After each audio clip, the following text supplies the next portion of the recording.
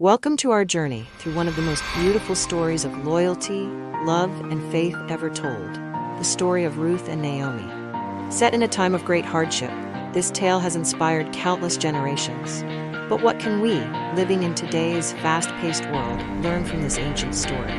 Stay with me as we dive into the cultural backdrop, explore the key moments, and uncover its timeless relevance. To truly appreciate this story, let's take a moment to reflect on its setting. Imagine living in a time when survival was a daily challenge. Famine was not just a word, it was a lived reality. People's livelihoods depended entirely on the land. And when the land failed, families were forced to make desperate choices. This is the world Naomi and her family faced, a world of uncertainty where leaving one's homeland wasn't a luxury, but a necessity. Naomi, a woman of faith, courage, and resilience, journeying with her husband and 2 sons to a foreign land. A land with different customs, different gods, and people who viewed her with suspicion. Can you imagine the weight of leaving behind everything familiar?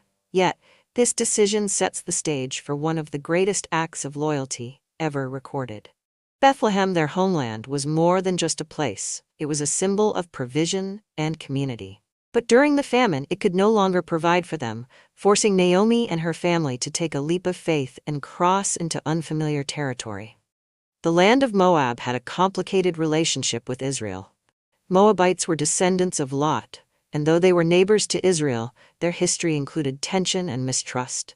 For Naomi's family, living in Moab meant navigating not only physical survival, but cultural and religious differences as well. In Moab, Naomi's family begins to rebuild their lives. Her 2 sons marry Moabite women, Ruth and Orpah, integrating into the community. It seemed like a fresh start. But then the unthinkable happens. Naomi's husband dies, and later, both of her sons pass away as well.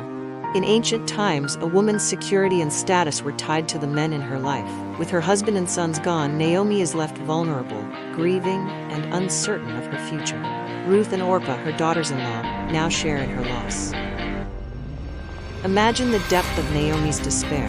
She had left her homeland in search of a better life, only to find herself in a foreign land with no family, no income, and no clear path forward. For her, going back to Bethlehem is not just a physical journey, it's a journey of faith and resilience.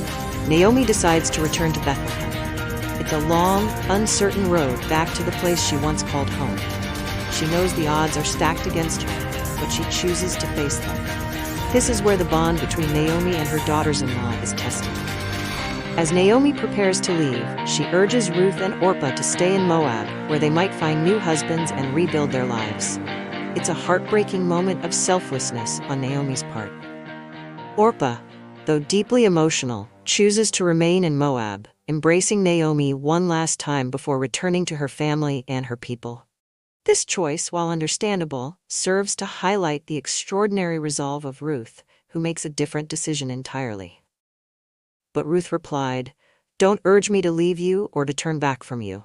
Where you go, I will go, and where you stay, I will stay. Your people will be my people, and your God my God. Where you die, I will die, and there I will be buried. May the Lord deal with me, be it ever so severely, if even death separates you and me." These words are more than a declaration of loyalty. They're a covenant, a promise rooted in love, faith, and an unshakable commitment. Ruth's choice is extraordinary, not just because of the difficulty of the road ahead, but because she's willingly leaving behind everything she knows, her culture, her family, and even her gods. In Ruth's world, choosing to follow Naomi meant embracing the God of Israel, Yahweh, and stepping into a society where she might always be seen as an outsider. Her decision to commit to Naomi was not just about personal loyalty. It was a profound act of faith and courage. Can you imagine what it must have taken for Ruth to make such a choice? She wasn't just saying, "I'll help you out." She was saying, "Your people are now my people. Your God is now my God. I'll stand by you until the end." It's an act of radical love and sacrifice that speaks across the centuries. And so the 2 women set out on a journey together, leaving Moab behind and heading toward Bethlehem. Ruth, through her steadfast loyalty, becomes a symbol of hope and renewal for Naomi, even though neither of them knows what awaits them. When Ruth and Naomi arrive in Bethlehem, the town is abuzz with curiosity. The women of the town can hardly believe their eyes. Could this be Naomi? They ask, astonished by how time and tragedy have changed her. Naomi, overwhelmed by grief, responds bitterly, "Don't call me Naomi," which means pleasant. "Call me Mara," she says, "because the Almighty has made my life very bitter." Her words reveal the depth of her sorrow and how she feels abandoned by God. In ancient Israel, names carried deep significance. For Naomi to change her name to Mara, which means bitter, was a public declaration of her pain and loss. Her honesty about her emotions shows a raw, human response to suffering. Ruth goes to glean in the fields, a practice where the poor were allowed to gather leftover grain during the harvest. This was a lifeline for widows and the destitute, and it highlights the provision within Israelite law to care for the vulnerable. By chance, or perhaps by divine providence, Ruth finds herself in the field of Boaz, a wealthy landowner. But Boaz isn't just wealthy. He's also a man of great integrity and kindness. Boaz sees Ruth gleaning and inquires about her. When he learns of her loyalty to Naomi, he is deeply moved. Boaz ensures Ruth's safety and even instructs his workers to leave extra grain for her to gather. Boaz's actions go beyond what the law requires. His kindness to Ruth is a testament to his character and a reflection of God's care for the marginalized. Through Boaz, Ruth experiences dignity and provision, even as a foreigner in Bethlehem. When Ruth returns home with an abundant harvest, Naomi is astonished. She asks where Ruth gleaned, and upon hearing Boaz's name, Naomi's hope is rekindled. "The Lord bless him," she exclaims. "He has not stopped showing his kindness to the living and the dead."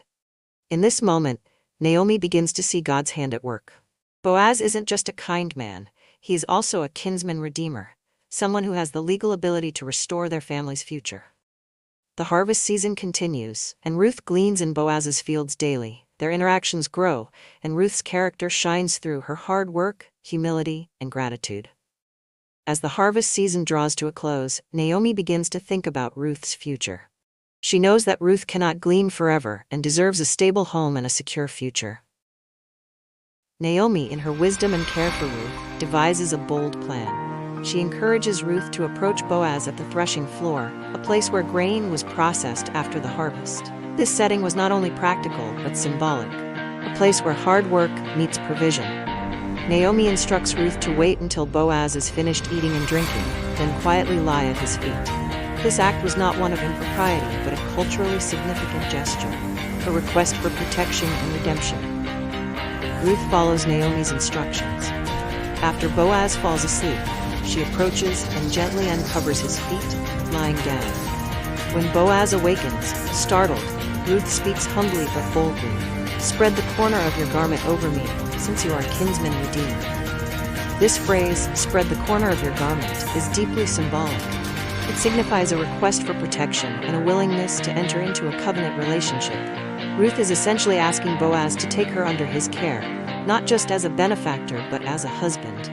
Boaz is moved by Ruth's character and courage. He praises her for her kindness, acknowledging that she could have sought a younger man, but chose instead to honor the customs of her family. He reassures her, saying, "I will do for you all you ask." This moment reveals Boaz's integrity and respect for Ruth. He recognizes her worth, not just as a widow or a foreigner, but as a woman of noble character. Before Boaz can marry Ruth, he must address a legal matter. There's another kinsman-redeemer who has the first right to redeem the land and marry Ruth. Boaz, ever honorable, goes to the town gate the next morning to settle the matter. At the town gate, a place where legal transactions were made, Boaz presents the situation to the other kinsman. When the man learns that redeeming the land also means marrying Ruth, he declines, fearing it will complicate his own inheritance. Boaz then steps forward, declaring his intention to redeem both the land and Ruth. With the matter settled, Boaz marries Ruth. Their union is celebrated by the community, and they become part of a story that will echo throughout history. Through Boaz's actions, we see a picture of selflessness and redemption. And through Ruth, we witness unwavering faith and courage. Together they create a legacy that will lead to King David and ultimately to Jesus Christ. The story of Ruth and Boaz doesn't end with their marriage. Their union marks the beginning of a legacy that changes the course of history. Ruth and Boaz have a son, Obed, who becomes the father of Jesse, and Jesse becomes the father of David, Israel's greatest king. Think about this. Ruth, a Moabite widow, becomes the great-grandmother of King David. This is a profound reminder that God often uses the least likely people to fulfill his purposes. In the genealogy of Jesus Christ recorded in the Gospel of Matthew, Ruth's name appears. This inclusion is extraordinary because genealogies in ancient Israel typically emphasized male lineage. By including Ruth, the Bible highlights her faith, courage, and the critical role she played in God's redemptive plan.